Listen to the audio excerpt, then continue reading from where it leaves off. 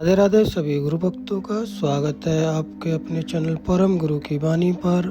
आज के सत्संग में हम सुनेंगे कि अगर कोई आपको छोड़कर चला जाए तो क्या करें। श्री प्रेमानंद महाराज जी द्वारा इस सत्संग में बताया गया है। आओ सुनते हैं हम इस सत्संग को। कभी भी इन भोगों की हानि हो जाने पर मुख म्लान करके उदास निराश मत हो, क्योंकि ये कोई लाभ नहीं था जिसे तुम हानि मान रहे हो कि वो वस्तु नष्ट हो गई, धन नष्ट हो गया, हमें तो सबने छोड़ दिया, हमारा तो उपहास करते। कुछ नहीं, ये लाभ ही नहीं था। यदि नाम जप कर रहे हो तो भगवान तुम्हारे हैं, तो तुम्हें शोक कैसे आ सकता है? नहीं, यहां मना कर रहे। हृदय मुख म्लानि निकृद्धा निबुद्धि, ऐ बुद्धिहीन, किसी भी हानि में तो उदास मत हो। ये कोई हानि है? तो बोले हानि फिर किसे कहते हैं? बोले हानि हरिवंश के नाम अंतर परे।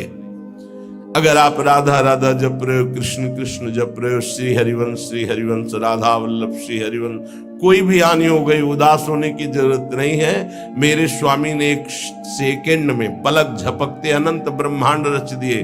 वो जब जैसा चाहेंगे कर देंगे। जोई जोई प्यारो करे सोई मोहि भावे। मुझे निराश या मुख म्लान करने की जरूरत नहीं। देह स्त्री वित्र पुत्रादिषु नहीं,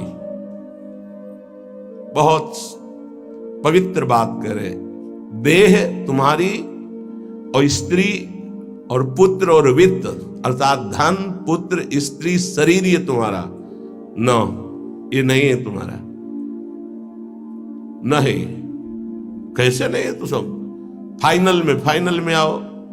ये शरीर जाएगा तुम्हारे साथ? नहीं। पत्नी नहीं, पुत्र नहीं, बैंक बैलेंस नहीं। तो कहने देह स्त्री वित्त पुत्र आदेश नहीं। इसलिए मम धीर मित्र बुद्धि, अपनी बुद्धि को बचाओ, इनसे ममता ना होने पावे, इनमें भगवत भाव करो। स्वशत्रुष पीड़ायाम समन्तात, कोई कितनी भी पीड़ा दे उससे दुश्मनी ना होने पावे। क्यों? क्योंकि मुझे भगवत प्राप्ति करनी है ना। और भगवत प्राप्ति उसी को होती विश्व में जिसका एक भी दुश्मन नहीं होता। ध्यान दो, ये जन्म बहुत दुर्लभ है। कितना एक एक बात को एकदम अलग अलग करके बता रहे हैं। तुम्हारे पास धन है, स्त्री है, पुत्र है, मकान है, बड़े मित्र हैं, फाइनल में तुम्हारे पास कुछ नहीं है। राधा राधा नाम जप करो, है, अब तुम्हारे पास है, नाम जप है। साधु संग, हाँ ये तुम्हारे पास है। वाणी गायन, हाँ ये ठीक है। दूसरों की परोपकार भरी सेवा, हाँ है तुम्हारे पास संपत्ति है, ये जाएगी आपके साथ।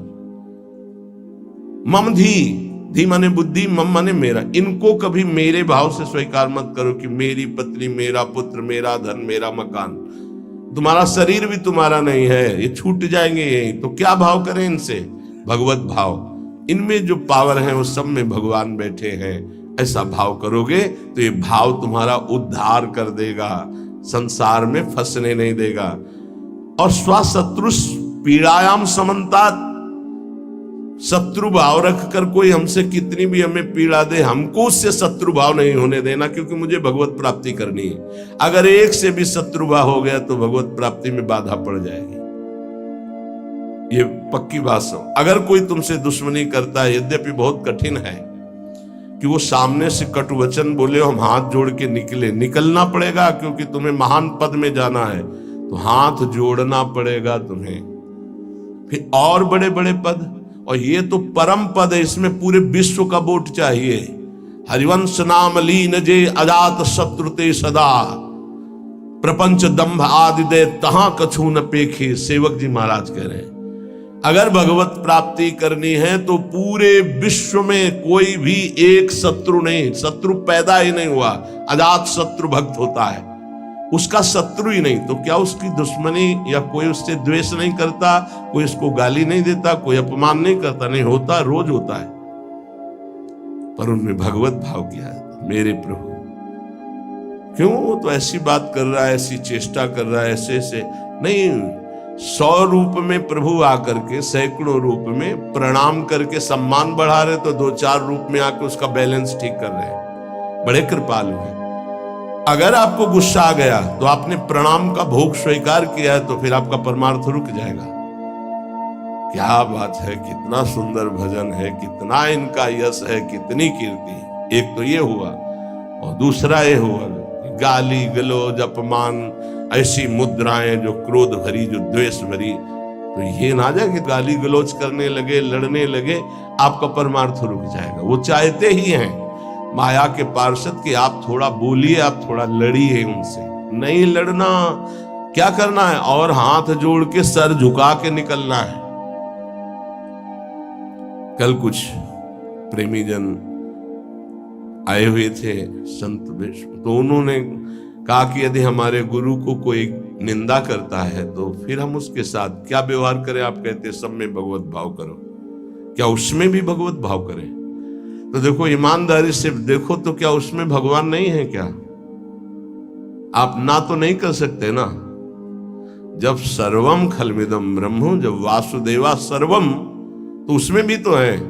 हमको क्या करना है, पहले उसमें भगवत भाव करना, अपने को सोचना है कि मेरी गुरु निष्ठा की यहाँ परीक्षा ली जा रही, मेरे गुरुदेव की अवहेलना और निंदात्मक वचन बोल करके भगवान मेरी गुरु निष्ठा की परीक्षा ले रहे हैं। जैसे पार्वती जी के पास सप्तऋषियों को भेजा था, ऐसे मेरे पास इस निंदक को भेजा है। तो निंदक को प्रणाम किया और दूरी बना लिया, और अंदर से प्रसन्न रहे कि हे गुरुदेव, आपकी निष्ठा में कोई फर्क नहीं पड़ेगा, आप परीक्षा लेके देख लो। वो गुरुदेव का भेजा हुआ परीक्षक है हमारा, वो गुरुदेव का निंदक नहीं है। जैसे सप्तऋषियों को महादेव जी ने भेजा पार्वती जी के पास, अरे मुंडों की माला धारण करते, चिता की भस्म लगाते हो, इसके लिए तुम तपस्या कर रहे हो? ना उनके घर है, ना द्वार है, बरगद के पेड़ के नीचे रहते हैं, अरे उदासीन रहते हैं। ऐसे दूल्हे की क्या जो दूल्हा दिलाए हम वैकुंठनाथ, जहाँ बड़े बड़े पार्षद भगवान की सेवा में लगे हुए लक्ष्मी जी चरण चाप रहे। पार्वती जी को गुस्सा आया था क्या? नहीं, उन्होंने कहा कि आप बढ़िया उपदेश कर रहे हैं, माना कि महादेव अवगुण भवन, माना आपकी बात, विष्णु सकल गुण खान, ये भी माना, लेकिन जाकर मन जैसन रमे ते ही सन। हमने तो वर्ण कर लिया है भगवान शिव को, कोटि जन्म लगर हमारी बरों शंभुनता रहो। क्या निष्ठा माता जी ने प्रकट की। मैंने तो वर्ण, आप जो कह रहे हो ठीक है, ऐसे ही होना चाहिए गुरु निष्ठा कि आप जो कह रहे हो आपकी बुद्धि, मेरे तो परब्रह्म है अंदर, उससे बोलना नहीं, अंदर मेरे तो परब्रह्म परमात्मा है। फिर हम ना उसकी बात सुनते हैं, ना उसकी तरफ देखते हैं, ना उससे द्वेष करते हैं। स्वाशत्रुष पीड़ायाम समन्तात सुखमती रमितानंद वृंदावनेस्तु। मैं सर्वदा सुख मगन रहूंगा, किसी से द्वेष नहीं करूंगा, किसी से अपनापन नहीं करूंगा, और वृंदावन का आश्रय लेकर प्रिया प्रीतम के प्रेम में मगन रहूंगा। जिसे प्रेम प्राप्ति करनी है, जो श्रीपाद प्रबोधानंद जी कह रहे हैं, एक बहुत बड़े महापुरुष कह रहे हैं कि नंबर 1, ये बात सहने के लिए निरंतर नाम जप चाहिए। जो अभी तक आपने सुना, मोक्ष कड़वा लगने लगे, समस्त इंद्रियों भोग नरक के समान लगने लगे, समस्त भोगों में विष दिखाई देने लगे कि ये तो पूरे तीनों शरीरों को नष्ट करने वाला है, गंदा करने वाला है, और हृदय से हमारे कि इंद्रियों का जो विलास है ये तो नरक तुल्य है, लेकिन सिद्धियां भी ये माया का जाल है। नहीं चाहिए मुझे कोई सिद्धि, मुझे भगवत प्रेम चाहिए। भगवत प्रेम प्राप्त करने के लिए समस्त संसार की स्त्री शरीरों में जगदम्बा बुद्धि होना अनिवार्य है, और समस्त स्थिर और चेतन जड़ चेतन में भगवत बुद्धि होना अनिवार्य है।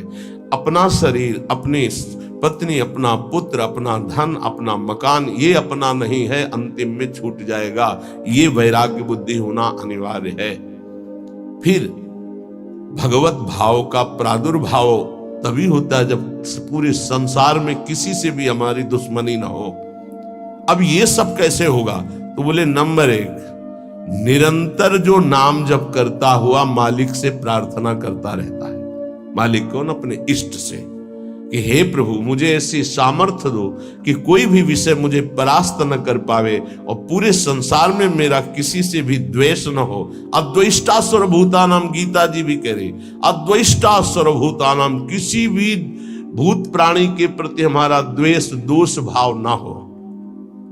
पहला, निरंतर नाम जप और प्रभु से प्रार्थना। इसमें लिखा है मालिक से प्रार्थना, अपने स्वामी श्री हरि से, इष्ट से प्रार्थना कि मुझे ऐसी सामर्थ, प्रार्थना में बहुत सामर्थ्य है।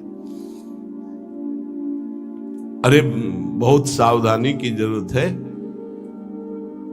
किसी के प्रति जरा सा भी दोष चिंतन, जो भजन जिनका एक तार चलता है, बड़ी बाधा खड़ी हो जाती है। श्री रूप गोस्वामी जी लीला चिंतन कर रहे हैं, उसमें दिखाई दिया कि प्रियाजू पुष्प चयन कर, ये पुष्प तो लालजू गोदी में उठा लिए, प्रियाजू ऐसे पुष्प का गुच्छा ले रही, एक हाथ से डाल पकड़े हुए। लालजू ने देखा कि सुरक्षित डाल पकड़े प्रियाजू नजदीक की छोटी कुंज में, तो छोड़ दिया, तो प्रियाजू ऐसे और लालजू आनंदित हो रहे हैं। पूज्य श्री रूप गोस्वामी को भी हंसी आ गई कि लालजू को ऐसा विनोद सूझा। इस समय अत्यंत सुकुमार प्रियाजू डरप रही हैं। फिर लालजू ने अपनी गोद में ले लिया, फिर उनका शमन हुआ। जिस समय वो हंस रहे थे उस समय एक संत जा रहे थे जो लंगड़ा के चलते थे ऐसे ऐसे, और वो ऐसे अर्ध निमीलित नेत्रों में ऐसे हंस रहे थे ऐसे। उनको दृष्टि गई कि अरे भगवान ने मुझे लंगड़ा बनाया है तो हंस रहे हैं, हम तो समझ रहे थे बहुत बड़े महापुरुष हैं और ये हमारी हंसी कर रहे हैं, ऐसा कैसे हो सकता है। हाँ ना, हमारा प्रारब्ध भोग है ना, हमारा पैर ऐसा है इसलिए हंसी का पात्र में हूं। बड़े अंदर से दुखी हो गए, चले गए, लीला बंद हो गई उनकी। अब आप बताओ, उन्होंने सोचा नहीं, देखा नहीं, वो तो प्रिया प्रीतम को देख रहे थे। बड़े विकल हुए जब लीला बंद हो गई, तो फिर पूज्य श्री सनातन गोस्वामी से चर्चा की, क्योंकि दोनों महापुरुष की हमारी लीला बंद हो गई। उनका एक ही उपाय, वैष्णव अपराध बन गया। वो वैष्णव अपराध, किसी वैष्णव को अभद्र बोले या दुख पहुंचाए, ऐसा संभव ही नहीं। महाप्रभु चैतन्य देव की कृपा से ऐसा संभव ही नहीं है। कैसे ऐसे उनका है तो वैष्णव अपराध। अब ये विचार हुआ कि कैसे जाना जाए कि किससे अपराध बना, कैसे जाना जाए, जब किया ही नहीं प्रकट में तो जाना कैसे जाए।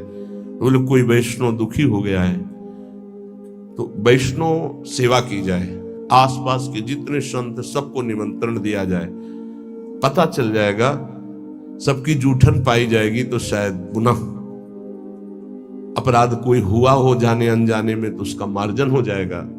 ऐसा हुआ, आसपास के सब संतों को निमंत्रण दिया गया वैष्णव। जे ही उनके पास निमंत्रण गया तो नाराज होके बोले, पहले तो उपहास करके हंसी उड़ाते हैं, फिर निमंत्रण देते हैं, हमें नहीं जाना। तुरंत सूचना आई कि वो नाराज है। अरे तुरंत गए पूज्य श्री रूप गोस्वामी जी और कहा, प्रभु कब हमने आपका उपहास किया। तो उनका आप प्रभु प्रभु आप कर रहे हो, उस दिन हम जा रहे थे और जैसे हमारा भगवान ने पैर ऐसा कर दिया तो झटका मार के चलते हैं तो आप हंस रहे थे। तो उनका मुझे तो याद ही नहीं कि आप कब निकले और हम कब हंसे। तो उन्होंने समय बताया कि अमुक दिन और समय। अच्छा अच्छा, तो उनका प्रभु ऐसे बतानी नहीं चाहिए पर आप नाराज हैं इसलिए बता रहा हूं। प्रभु उस समय हम लीला देख रहे थे, प्रियाजू पुष्प चयन करने की, तो लालजू गोद में उठा के वो पूरी घटना बताई और कहा अगर ऐसा भाव में हम हंस रहे तो आप उसी समय निकल रहे होंगे, आपको ऐसा लगा तो प्रभु आपके लिए नहीं था, आप क्षमा कीजिए। वो तो प्रियालाल तो चरणों में गिरे जो दूसरे वैष्णव थे और कहा, अरे आप जैसे महापुरुषों के प्रति हमारा दोष भाव बन गया, क्षमा करो। वो राज्य तत्काल लीला प्रारंभ हो गई, तत्काल। अब आप विचार करो, जब दोष नहीं है वैष्णव दुखी हो गए तो लीला रुक गई। फिर अगर केवल स्वीकृति की हाँ ये गलत है, वो गलत कर रहे तो भी हाँ गलत है नहीं, और भगवान की लीला भगवान जाने। नहीं आप बताओ कि ये गलत है कि सही, नहीं तो हम कोई जज है क्या? जिनके सहारे हम चल रहे हैं उनके सहारे वो चल रहे हैं, उनसे पूछो जाके, चल जाओ राधा राधा राधा। कभी किसी का फाइनल करने के नहीं, तस्मात् शास्त्रम तो तुम्हारा ये बहुत सूक्ष्म विषय है, इसलिए वर्णन किया, बहुत सूक्ष्म विषय है। बहुत सावधान। नाम जापक भगवत प्रेम प्राप्ति के लिए इतनी सामर्थ्य जो अभी पीछे चर्चा हुई, उसके लिए निरंतर नाम जपो, प्रभु से प्रार्थना कि किसी भी के प्रति हमारा तनिक भी दोष भाव न बनने पावे। प्रभु से प्रार्थना, वही सबके हृदय में बैठे हुए, वही आपको ऐसी सामर्थ्य देंगे, क्योंकि सृष्टि में आपके प्रति प्रतिकूल व्यवहार होगा, आपका उपहास करेंगे, आप नाना प्रकार के कटु वचन बोलेंगे, आपको सह जाना है, उनके प्रति कटु वचन नहीं करना, दोष भाव नहीं करना, नहीं अपनी भगवत प्राप्ति में बाधा आ जाएगी। ये सूक्ष्म विषय सब कोई नहीं समझ पाएगा, लेकिन उपासक जो भगवत प्राप्ति करना चाहते हैं, अपना भजन बचाना चाहते हैं, वो इस बात को अच्छे से पकड़े। दूसरा, जो दिनचर्या दी गई है उसमें आलस्य ना होना, भगवत प्रेम प्राप्ति या ऊंचाई पर चढ़ने के लिए जो दिनचर्या है, हमको ये नहीं देखना है कि अमुक साधक आता है कि नहीं आता है, अमुक नहीं आता तो हम भी नहीं आते हैं, ऐसा नहीं। अमुक की त्रुटि है, उसका सुधार करना चाहे तो कर सकता है, लेकिन आप सुधरे हुए हो तो आपको अच्छे आचरणों का अनुकरण करना है। आपको ऐसे आचरण नहीं करने हैं जिनसे हमारी दिनचर्या बाधित हो जाए।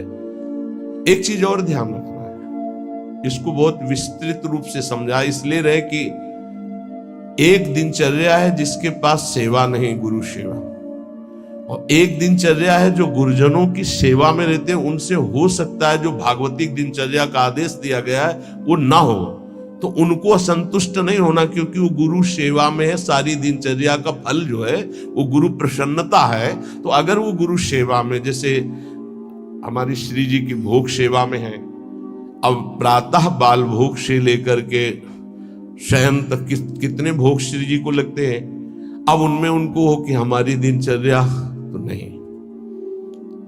अब जैसे जो और हैं सेवा में है, बहुत से, कोई किसी सेवा में, कोई किसी सेवा में, अब उनकी दिनचर्या वो माला लेके नहीं बैठेंगे, थोड़ी थोड़ी देर में जो दिनचर्याएं हैं, जो सेवाएं हैं, तो उनको इस बात का पश्चाताप नहीं करना कि मेरी दिनचर्या नहीं चल रही।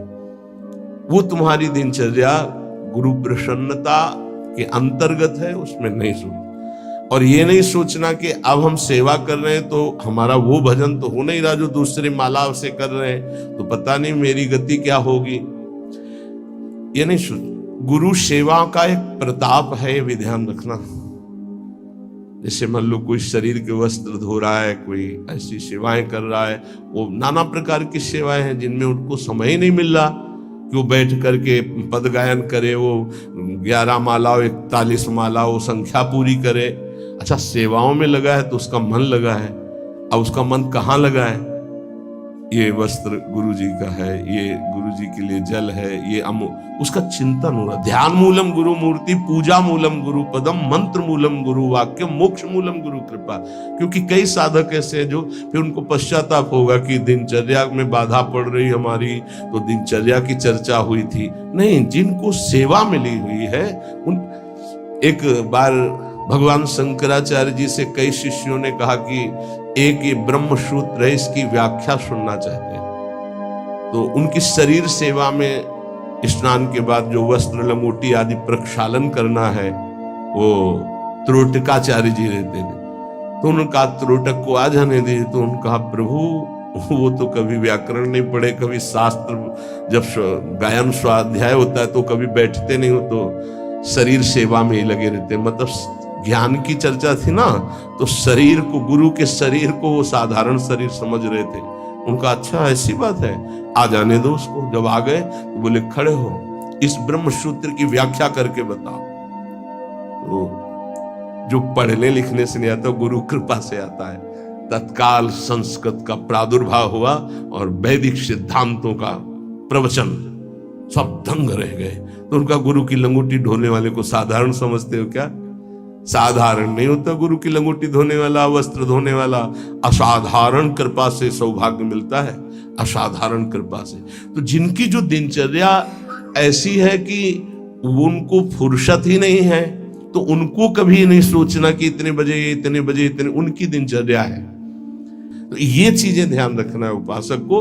प्रमाद में हमें दिनचर्या में बाधा नहीं पहुंचानी, प्रमाद युक्त हमारी दिनचर्या नहीं होनी चाहिए। यदि गुरु सेवा, इष्ट सेवा में हमारी जो गुरु की अन्य साधकों के प्रति बताई हुई दिनचर्या उसमें बाधा पड़ती है तो वो बाधा नहीं मानी जाएगी आपकी। दूसरा जो अभी वर्णन किया, गुरु प्रदत्त दिनचर्या में बाधा नहीं होनी चाहिए। बहुत बड़ी चीज है गुरु प्रदत्त दिनचर्या, बहुत बड़ी वस्तु है, बहुत बड़ी वस्तु। गुरु सेवा मिल गई तो लाडली जो अधीन हो गई पक्का। तीसरा, कुसंग से दूर रहना, ये बहुत जरूरी है, बहुत जरूरी है। रावण लंका में रहता था, लंका समुद्र के किनारे थी, समुद्र निर्दोष था, पर ऐसे दोषी का संग समीपता होने के कारण समुद्र को बांध लिया गया, समुद्र बांधा गया। जिसकी मर्यादा अपार है उसे मर्यादा पुरुषोत्तम ने बांध दिया। किस लिए बांधा गया था? क्योंकि रावण का पड़ोसी था। रावण का पड़ोसी होने के कारण समुद्र को बांध दिया गया। जो रही उत्तम प्रकृति का कर सकत कुसंग, चंदन विष व्यापत ने लपटे रहत भुजंग। अच्छा, जब कोई गलत करता है तो वो चार से थोड़ी कहता है कि मैं गलत करता हूं, नहीं, वो सही और कुबुद्धि को वो ही सही दिखाई देता है, गलत सही दिखाई देता है और वो परमार्थ से भ्रष्ट हो जाता है। इसलिए कुसंग से बहुत दूर रहना चाहिए। सत्संग और कुसंग का कैसे पहचान करोगे कि हमारा कुसंग हो रहा है, हमारा सत्संग हो रहा है या कुसंग हो रहा है, कैसे पहचान करोगे? तो संतों ने कहा है, जाके संग कुमति मति उपजय करत भजन में भंग, जिससे देह भाव पुष्ट होने लगे, भगवत भाव नष्ट होने लगे, वैराग्य भाव नष्ट होने लगे, राग पुष्ट होने लगे, भजन छूटने लगे, संसार अच्छा लगने लगे, नाम छूटने लगे और ध्यान अच्छा लगने लगे, गुरु से अश्रद्धा हो जाए, भक्ति से अश्रद्धा हो जाए, ये कुसंग का फल होता है। अच्छा, कुसंग का फल जब आपके ऊपर चढ़ेगा तो आपको नहीं लगेगा मैं कुसंग कर रहा हूं, नहीं तो ठीक हो जाओगे।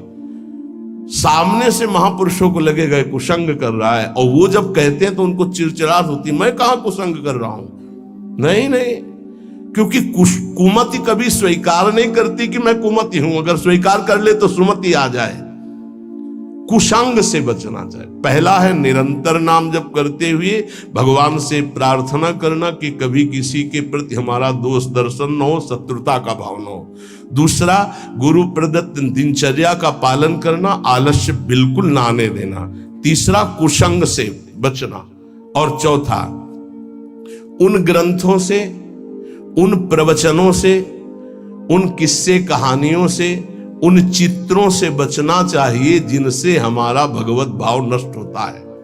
जैसे कल एक प्रसंग में प्रश्नकर्ता कह रहे थे कि हमको उपदेश मिला है कहीं से, बस श्वासों के आने जाने पर ध्यान दो, बस इसी से परम पद मिल जाए। यार, श्वासें तो वैसे ही चल रही हैं, आने जाने के ध्यान का मतलब क्या रहा? श्वासों के आने जाने का ध्यान दो कि खाली तो नहीं जा रहे हैं। हर में राधा वल्लभ सी हरिवंश राधा राधा राधा। जैसे कल आपसे कहा था, नाम रूप लीला धाम से हटा दे वो कुसंग होता है। वो बेचारा, पर हमका थोड़ी श्रद्धा है हमारे प्रति। बोले श्रद्धा ही तो लाई है आपके पास, तो हमका आज से राधा राधा नाम जप कर और प्रभु का जो रूप ध्यान में तुम्हारे प्रिय लगे, राम रूप, कृष्ण रूप, हरि रूप, जो भी, तुरंत ध्यान कर, उनके ध्यान में लग। ये बिहारी जो राधा रमन, जो राधा वल्लभ, जो साक्षात भगवत प्राप्ति के लिए ही तो विग्रह रूप धारण करके प्रकाशित हो रहे। कभी कभी जिसे हम सत्संग समझते हैं वो कुसंग बन जाता है। इसको ध्यान से सुनना। इसीलिए रोज सत्संग में घुमा के आ जाती है बात कि इष्ट मिले और मन मिले, मिले भजन रस रीति। अरे भगवान शिव नाम जप करते हैं, सनकादि नाम जप करते हैं, वो परमात्मा निराकार है, साकार है, सगुण है, निर्विशेष, पूरा का पूरा आपको समझ में आ जाएगा। फिर उनको समझाया कि गुरुदेव साकार है कि निराकार, जो उपदेश किए थे। बोले साकार है। प्रणाम करते हो? हाँ। माला पहनाते हो? हाँ। तो गुरुदेव की पूजा हुई कि नहीं? बोले हाँ हुई। तो उनका गुरुदेव मूर्त है कि अमूर्त? बोले मूर्त। तो उनका मूर्ति पूजा हुई कि नहीं? बोले हाँ हुई। तो हमको फिर काहे परेशान हो? समझे में नहीं आता है। अरे भाई, बहुत संभल के शास्त्रों में जो लिखा उसको समझना के लिए बहुत पवित्र बुद्धि चाहिए। परमात्मा निराकार भी है। कैसे निराकार है? देखो, आकार खंबे का इसमें है कि नहीं? और जब भावना किया प्रहलाद जी ने कि है, तो निकल पड़ा ना नरसिंह रूप में, तो है ना साकार। वो निराकार रूप से सब जगह है, पुकारो तो साकार रूप होकर अभी दिखाई दे। वो साकार भी और निराकार भी। यहां जल है, इस वायुमंडल में जल है। देखो भला कहां गीला हुआ। और एक मशीन है, जो उसको ऑन करके रखो तो एक कमरे में 3.5 लीटर 4 लीटर पानी 4-5 घंटे में निकल जाता है। और कमरे में कहीं बूंद नहीं है। मतलब जल है, वाणी है। वाणी का मतलब आकाश शब्द है, वायु है, अग्नि तत्व है, इन सब कुछ विराजमान है। लेकिन निराकार दिखाई दे रहा है ना? कहां दिखाई दे रहा? सब साकार रूप में आ जाता है। वही साकार है, वही निराकार, कुछ अंतर नहीं। सबके हृदय में आकार, ये देखो बाहर, और अंदर बैठा हुआ है निराकार। और पुकारो तो आकार रूप के लेके आ जाएगा। राम, तो मर्यादा पुरुषोत्तम कमल नयन रूप धर करके वही आ जाए। वही रूप है, वही अरूप है। कोई अंतर नहीं। सब ज्ञान हो जाता है नाम जप से, सब ज्ञान। पर बचो ऐसे उपदेश से जिससे भजन ही न हो पावे। ऐसी ग्रंथ हैं ऐसे, जैसे भगवान श्री कृष्णचंद्र जी ने गीता जो लिखी है, आप भगवान की वाणी को अपने भावना के अनुसार समझ लिए, लेकिन संपूर्णतया तो भगवान ही समझावे तो समझ पाओगे ना। सोई जाने जे देव जनाई। निंदा स्तुति के विषय नहीं है, पर यह बात है कि पूज्य श्री स्वामी राम सुखदास जी महाराज इतनी सरल भाषा में गीता जी का स्वरूप प्रकाशित किया कि मुझे लगता है कि अपने जैसे मंद बुद्धि वालों को भी भगवान की दिव्य वाणी समझ में आए। स्वामी जी का अवतार इसी बात के लिए हुआ था, गीता जी के लिए, श्री स्वामी राम सुखदास जी, कि साधारण से साधारण आदमी गीता के गूढ़ शब्द को, राष्ट्र को जान जाए। इतना बड़ा विस्तार से अमृत दे दिया गीता जी के भाव का। और ज्ञानदेव जी महाराज, एकनाथ जी महाराज, आद्य गुरु भगवान शंकराचार्य, जो बहुत से बड़े बड़े महापुरुषों ने गीता जी की टीका, हमें लगता है वो इन महापुरुषों की टीका के बाद अब हमको और कौन सा ज्ञान जानना बाकी रहेगा। एक बार एक सेवक वाणी श्री दामोदर दास सेवक जी की, नए नए हम थे तो हमको किसी ने दिया था कि पढ़ना। महाराज जी को हमारा ये काम था, गुरु जी से जांच करवाए बिना हम किसी, क्योंकि पता है कि जिस विषय के हमें तो हमारे प्रमाण लग, तो उनका महाराज जी वाणी जी प्राप्त हुई, वो किसी और। महाराज जी ने जो देखा ऐसे वाणी ली, किसी की भी लिखी हुई ऐसे लव, और तुरंत ऐसे फूल में लपेटा, बोले जाओ यमुना जी पधरा के आओ। और फिर ये वाणी आजीवन के लिए वो बस्ता में बंदी, लेकिन ये टीका जो लिखी हुई है ये पास गुरुदेव से, इसीलिए हम जितने भी साधक अपने, हमारे गुरुदेव ने जो पास किया है अर्थ, ये पूज्य श्री आचार्य चरण का। बस कोई भी हो, गुरु से जो पास, बस वही। तो ये ध्यान रखना कि महापुरुषों ने जो टीका की है वो ऐसे अर्थ नहीं लिखा है। गुरुजनों की दृष्टि बहुत पैनी होती है, अपने बच्चे को कैसे बचाते हैं। ये उन ग्रंथों का अर्थ नहीं पढ़ना, जिनको ब्रह्म प्राप्त, भगवत प्रेम प्राप्त महापुरुष प्रमाणित नहीं करते, उन ग्रंथों को नहीं पढ़ना। बहुत ही भटकाव है, आपको सच्ची बता दें। वाणी जी को अपने अनुकूल करके अर्थ किया जाता है। वो महापुरुष जो क्षमता को प्राप्त है, चाहे गीता हो, चाहे भागवत हो, हमारा किसी से अपनेपन वाला बात की बात नहीं कह रहा हूं। आज तक पूज्य श्री हनुमान प्रसाद पोद्दार जी महाराज के संपादन के किए हुए वाणी ग्रंथ में एक शब्द पर कभी संशय नहीं हुआ। आज तक पूज्यपाद उड़िया बाबा के उपदेश में कभी एक शब्द पर संशय नहीं हुआ। पूज्य श्री स्वामी राम सुखदास जी महाराज के एक शब्द पर संशय नहीं हुआ। जैसे पूज्य स्वामी जी का एक छोटी सी पत्रिका निकली थी ग्रंथ में, गुरु के बिना मुक्ति। स्वामी जी ने जो कहा उसके अंतर की बात समझ। स्वामी जी ने के पास इतनी शिकायतें पहुंची, रोना धोना और बड़ा विचित्र कोटि का। उस समय जिनके प्रति शिकायत हुई थी, तब स्वामी जी ने सभा में कहा था कि तुम जो सुन रहे हो, ये जगत गुरु श्री कृष्ण की वाणी सुन रहे हो, इसको मानो, इसी से तुम्हें परम पद मिल जाएगा। ऐसे बनाने की जरूरत नहीं है जहां ऐसे शिकायतें आ रही। स्वामी जी किस लक्ष्य को लेकर बोले थे? स्वामी जी किसी संप्रदायवाद को नहीं काटे, स्वामी जी किसी गुरु परंपरा को नहीं काटे। स्वामी जी के शब्द थे उस बनावटीपन के लिए, जो बनावटीपन से ठगा जा रहा है, लोगों के जो चित्तों की श्रद्धाओं का मर्दन किया जा रहा था। जब स्वामी जी के पास शिकायतें पहुंची, तब स्वामी जी ने वो बात कही कि ये जगत गुरु की वाणी है गीता जी, इसको सुनो, स्वीकार करो, जाओ, परम कल्याण ना हो जाए तो बताना, गुरु के बिना मुक्ति। गुरु बनाने की जरूरत नहीं, वचन सुनो, मानो और जाओ।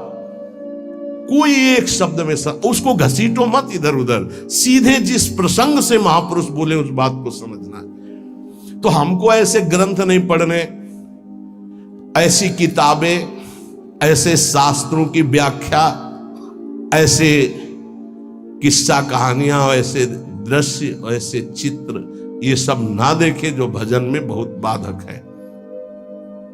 पांचवा, किसी भी बहाने से जिसमें महिलाएं नृत्य करती हो वो दृश्य न देखिए।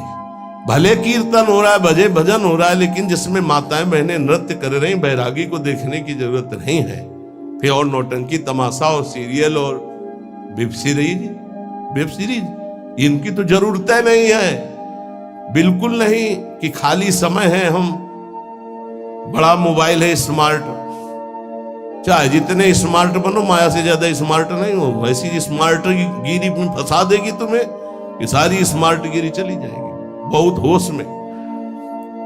चेटक, नाटक, नाच, तमाशा, ये सब परमार्थ के लिए बहुत हानिकारक है। किसी बाहरी साधक से पूछा कि मोबाइल में आप, बोले बस गेम खेल लेते हैं। अरे यार, गेम खेलना है तो नाम का गेम खेलो, मंत्र का गेम खेलो, हाँ, वाणी जी का पूरा गेम खेलो। क्या शुरू करो उल्टा चतुरासी जी, आज वह देखिए तो प्यारी रंग भरी, छाण दे माननी मान मन धरी, वो नागरता की, उल्टा गेम खेलो। अभी देखो आंसू आने लगेंगे तो ये गेम खेलोगे। अगला सूत्र, प्रेम प्राप्ति के, अपनी निरख परख स्वयं करते हुए गुरुदेव से जांच करा ले। अपनी अंतर की वृत्तियों को देख ले, जहां को संशय लगे तो जांच करवा ले कि ये वृत्ति सही है या गलत, जैसे बाहरी लोग आके कराते हैं। अब सबे खड़े ना हो जाए वहां जाके कि एकांतिक तुम वहीं से रोने लगे। रोज सत्संग में यही तो जांच परख होती कि आप अपनी जांच कर लो। नहीं तो एक बार कहा कि अपनी दिनचर्या बना के आओ, तो इतने कागज आ गए, हम कब तक हम इनको देखेंगे। दिनचर्या जांच, इंद्रियों का जब विषयों के प्रति आक्रमण होता है, एक वेग होता है, एक आकर्षण होता है, एक ऐसा जिसे तुम रोक नहीं सकते, उस समय तुम्हें जरूर संत संग में हो जाना चाहिए। उस समय बुद्धि काम नहीं करेगी।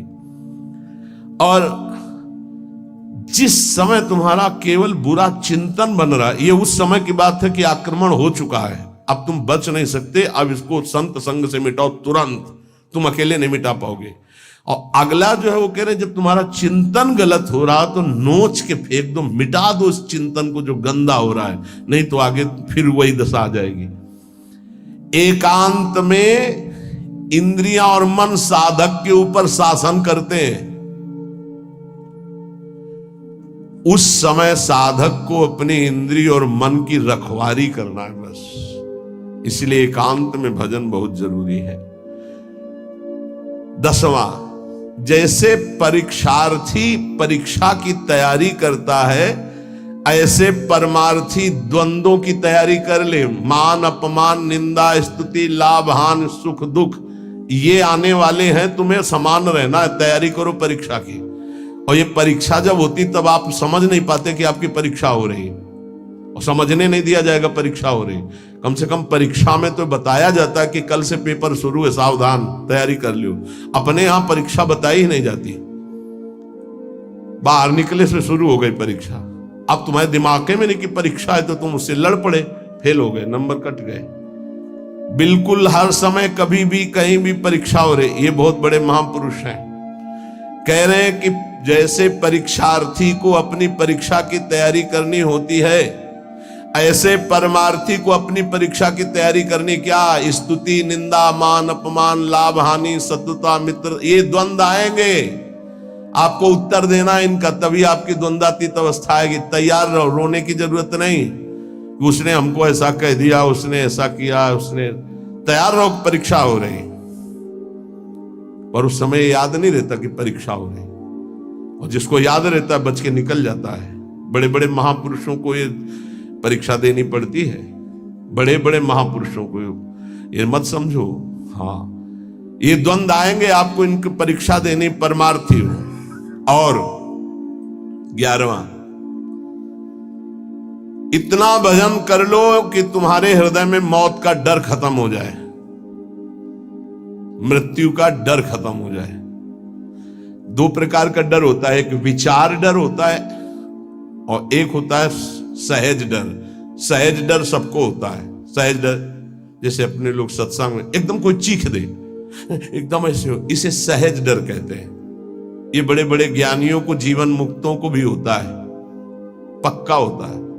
जैसे अभी कोई कीक एकदम निकले तो एकदम ऐसे हो जाएंगे, अरे सुरक्षित हो, कोई ऐसा नहीं। पर ये सहज डर है। और एक होता है विचार डर। भक्तों में, ज्ञानी महापुरुषों में विचार डर नहीं होता। यही बात जो यहां लिखी है, एक बार स्वामी मग्नानंद सरस्वती जी शैनपुर में बट वृक्ष के नीचे कर रहे थे, तो एक विरक्त महात्मा आए थे, ज्ञानी। उनका, स्वामी जी सहज डर कैसे हो सकता है? जब सहज स्वरूप में रहता है ज्ञानी, देह भाव में रहता है, तो सहज डर कैसे हो सकता है? हम आपकी बात नहीं मानते। विचार डर तो होता ही नहीं, लेकिन सहज डर भी नहीं होता। कोई संसारी आदमी वो देह भाव से ऊपर उठे। महात्मा को चौकी लगाओ, वो बड़े सिद्ध पुरुष थे, बड़े, देखो जो भगवत प्राप्त होते बड़े मस्त रहते हैं, बड़े मौजियल, उनको किसी की परवाह नहीं होती। एक मस्ती, ऊंची चौकी में बैठा ला, तो उनका कह रहे, नहीं महाराज आप नीचे बैठे हैं। बोले, आप इतना सुंदर ज्ञान की बात कहे, आपको चौकी ना मिले, विराजो। बैठ गए चौकी। और उनको क्या पता कि सिद्ध महापुरुष लीला हो रही, तो जो इस शुरू की, तो जो गीद है या जैसे चील है, ये बड़े पक्षी होते हैं। तो एक चील ऐसे बैठा बरगद की सूखी डाल पे, वो खर खर खर ऐसे करती, जो ऐसे आए वैसे हुए, चौकी के नीचे गिरे। चौकी ऐसे हुई, ऐसे गिरे। अरे भाई चौकी संभालो संभालो, बैठो बैठो महाराज। ये कौन सा डर था? बम तो नहीं गिरा है ना? अच्छा, डार गिर रही तो कोई बहुत बड़ी तो गिर नहीं हो, आप देहातीत महापुरुष, डर कौन सा था? हंस दिए उनका, अच्छा अच्छा अच्छा अच्छा, अच्छे तो थे उनका, अच्छा अच्छा, परीक्षा हो गई। बोले, इसे सहज डर कहते हैं, ये सबके ऊपर होता है। सहज डर सबको होता है, पक्का सहज डर। अचानक कोई आवाज हुई, सबको पता है, तो वो एकदम डर जाता है। वो डर नहीं है, वो सहज डर है। और एक है विचार डर। भक्त को विचार डर नहीं होता। तो कह रहे, इतना भजन करो कि मृत्यु का डर खत्म हो जाए। खत्म हो गया मृत्यु का डर, मरने से जो डरने का भय है वो खत्म हो जाए, तब जानो कि अब हमारा थोड़ा भजन रंग लाया है। सबसे पहले मृत्यु का भय खत्म हो। देख लो, परख लगाओ, मृत्यु का डर कैसे? अगर आज शाम तक डॉक्टर कहे कैंसर हो गया तो कैसा लगेगा? मृत्यु पर अगर विजय प्राप्त करनी है तो मृत्यु को याद रखना पड़ेगा। ये बात ध्यान रखो। जिसने मृत्यु को याद किया वो भगवान से चित्त जोड़ा, और जिसने भगवान से चित्त जोड़ा वो मृत्यु पर विजय प्राप्त कर लिया। मृत्यु ऐसी लग रही है, अब उसका उदाहरण तो कुछ है नहीं, पर ऐसे बता रहे जैसे ब्याह की तैयारी होती तो कैसा होता है, हर दोस्त से हाथ मिलाता है हंसता हुआ, मैं मत फूला घूम रहा है, क्यों? क्योंकि उसका ब्याह होगा। लौकिक उदाहरण परमार्थ में फिट ही नहीं होता, पर वो कुछ फूलन जिसे कहते हैं, उत्साह जिसे कहते हैं, वो ऐसा कुछ समझो जैसे माँ के इकलौते बेटे का ब्याह तय हो गया और बारात की व्यवस्था बिल्कुल फिट तैयारी हो रही, उससे देखो नई साड़ी पहने मार फूली फूली जो घूमती है, नहीं घूमती? इससे असंख्य गुना सुख उस उपासक को होता है जिसको मृत्यु का डर खत्म हो जाता है भजन से। ये ऐसा कि जैसे कि कब वो दिन आएगा जब श्रृंगार करके हम अपनी प्रियाजू के पास होंगे और इस शरीर का व्यवहार खत्म प्रियाजू के पास। धन्यवाद आप सभी गुरु भक्तों का। श्री प्रेमानंद महाराज जी के ऐसे ही सत्संग सुनने के लिए हमारे चैनल को लाइक करें, सब्सक्राइब करें, शेयर करें। धन्यवाद। श्री राधे राधे।